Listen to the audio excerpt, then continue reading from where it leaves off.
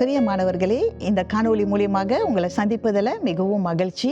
இன்றைக்கு லென்த் ஆராதனைக்கு என்று தெரிந்து கொண்ட வேத பாகம் லூக்கா 19ஆம் அதிகாரம் வசனம் 11லேருந்து 27 வரை. தலைப்பு மிக சிறிய விஷயத்தில் நம்பிக்கையானவர். Trustworthy in a small matter. இயேசு எருசலேமை நோக்கி சென்று கொண்டு இருக்கையில் அவரை பின்தொடர்ந்த சீஷர்களும் அவருடைய பட்டணத்தாரும் தேவனுடைய வருகை சீக்கிரமாக வெளிப்படுமோ என்று நினைத்தபடியினால் இயேசு ஒரு ஆவிக்குரிய ஊமையை சொல்கிறதை நாம் பார்க்கிறோம்.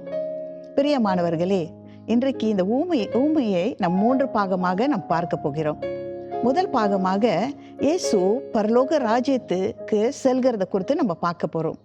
இரண்டாவது பாகமாக இயேசு பரலோக ராஜ்யத்துக்கு செல்லும் போது அவருடைய ஊழியக்காரர்களுக்கு ஊழிய பொறுப்புகளை கொடுத்து செல்கிறத குறித்து நம்ம பார்க்க போகிறோம்.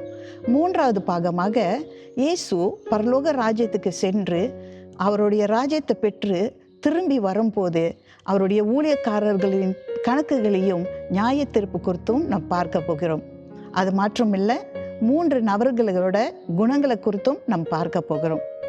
இயேசு உங்களை ஆசீர்வதிப்பாராக. நாம் கண்களை மூடி ஜெபிப்போமாக. அன்பும் இரக்கமும் நிறைந்த பரலோக தகப்பனே, இந்த நல்ல நாளில் ஆண்டவரே, பரலோக ராஜ்யத்தை குறித்து நாங்கள் யோசிக்கவும் சிந்திக்கவும் ஆண்டவரே நீர் கொடுத்த இந்த தருணத்துக்காக நன்றி செலுத்துகிறேன். கர்த்தாவே, நாங்கள் ஆயத்தப்பட, 2வது வருகைக்கு ஆயத்தப்பட நீங்கள் எங்களை ப்ரிப்பேர் பண்ணுவதற்காக நன்றி செலுத்துகிறேன். இயேசுவின் நாமத்தினாலே ஜெபிக்கிறேன், வல்லமையுள்ள தகப்பனே, ஆமீன்.